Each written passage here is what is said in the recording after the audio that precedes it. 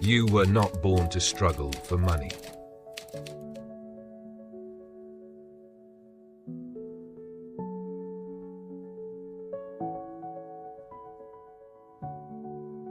Before we begin, a warning. This video is not about money. It's about what you've been taught to believe money is. And if you've made it this far, it's because, on some level, you're ready to hear what your soul already knows. To go even deeper on this journey, I recommend the book, Law of Attraction of Money by Edward Silva Coelho, a powerful, direct read for those ready to break old scarcity cycles and rewrite their financial frequency. You weren't born with a number in your name or a dollar sign stamped on your soul. You were born whole, infinite, made of the same matter that forms stars and galaxies. And yet, somewhere between your first breath and your first bill, you were convinced that your worth could be measured, counted, taxed, and negotiated. From the very beginning, they taught you to chase paper, not purpose, to attach your identity to what you could earn, not what you could embody. But listen closely. The world you see out there is not the real world. There is a deeper system beneath the surface, and its currency isn't dollars. It's frequency. Everything you've ever believed about money is the result of a spell. Not cast with wands or potions, but with something far more dangerous. Repetition. Through silence. Through the exhausted sighs of parents who told you that money doesn't grow on trees. Through sermons that made wealth sinful. Through systems that taught you to count but never to receive. And so you learned that money means survival, that suffering is noble, that sacrifice is love. But what if none of that is true? What if the illusion isn't money itself, but the belief that it's something fixed, scarce, and outside of you? What if money, in its purest essence, is simply energy?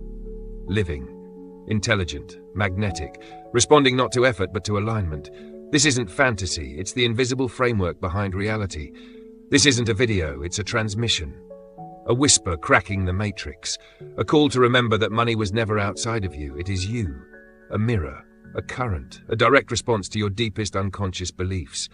You've been casting spells without realizing it. Now it's time to cast one with intention. Strip money of its numbers, its ink, its metallic shine. What remains? A collective agreement, a shared illusion, a myth we've all vowed to uphold. Money has no roots in soil, no breath in the wind, yet it moves nations, divides families, ignites wars, and dictates our sense of self-worth. But beneath its shimmering mask lies a haunting truth. Money isn't backed by gold, not by hard work, not by the sweat on your brow. It is backed by belief, and that's why it collapses at the whisper of doubt. The system was designed so you'd never question this. You were handed a script. Go to school, follow the rules, work until your bones forget how to rest, and maybe, just maybe, you'll earn the right to feel secure. But security was never the goal. Control was. Because a person who believes money is hard to earn will trade freedom for crumbs and call it success. You weren't just conditioned to work. You were conditioned to worship a false god made of paper, to earn your right to exist through productivity, to equate exhaustion with value. But look closer. How can something so fragile have so much power? The answer, it doesn't. You do. Your belief gives it breath, your fear gives it claws, your silence gives it sovereignty over your life. This system was never neutral. It was built to reward obedience and punish deviation, to glorify struggle and demonize ease. You were never meant to question it, only participate. And so you did. Trading time for tokens, burying intuition beneath deadlines and debt, playing a game that was never yours, with rules designed to keep you tired, obedient, and endlessly chasing what always stays just out of reach. But here's what they hope you never discover.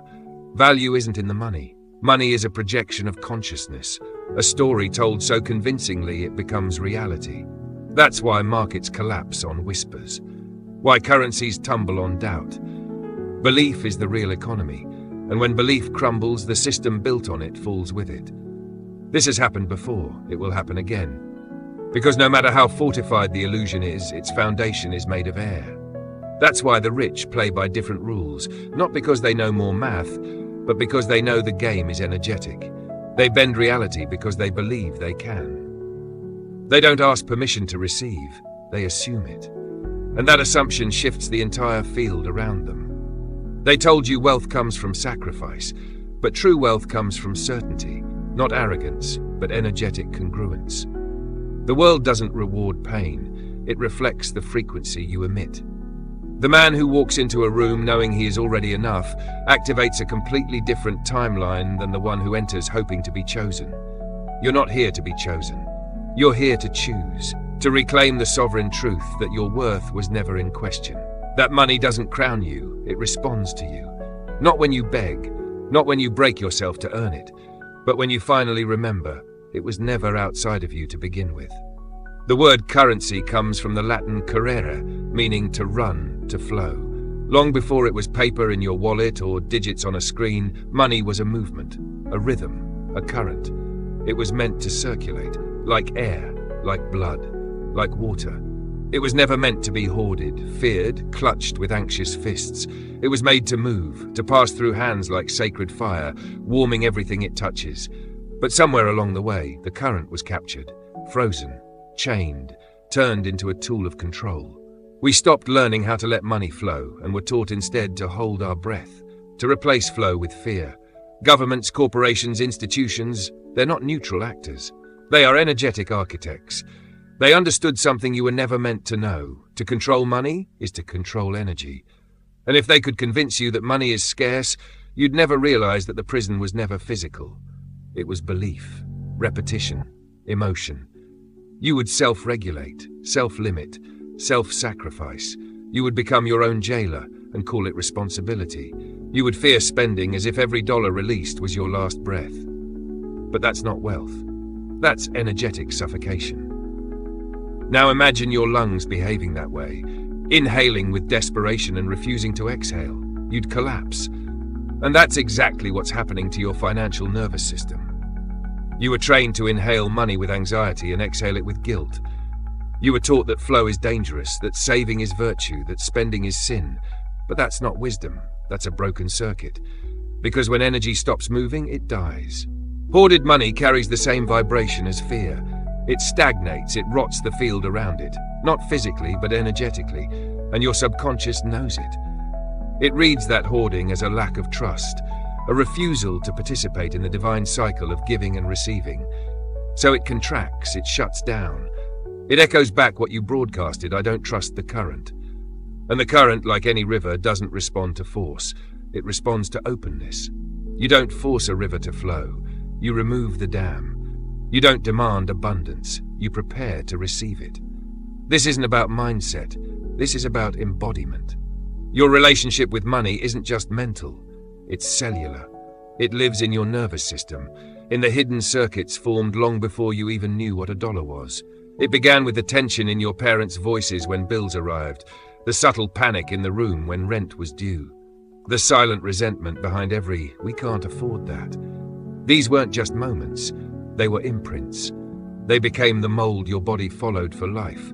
Because before the mind understands, the body remembers. And when your body learns that money equals stress, that receiving is dangerous, that having more means losing more, it programs itself for protection, not expansion. So no matter how many affirmations you chant, no matter how many goals you write down, if your nervous system still contracts when abundance approaches, it will reject it. You'll chase it, you'll touch it, and you'll push it away. Not because something is broken outside of you, but because the container within you was never taught how to hold it. But that can change, and it starts, as all healing starts, with awareness. Not judgment, not shame, just a quiet recognition that your body has been carrying stories you never chose. And once you see them, you can choose differently, not with force, but with love. Because the moment your system feels safe with wealth, that's the moment wealth begins to stay. You were not born to struggle for money. You were born to remember that you are the current itself. And if this message resonated with you, then the book, Law of Attraction of Money by Edward Silva Coelho will take you even further. Don't just change your mindset, change your frequency. The current is waiting.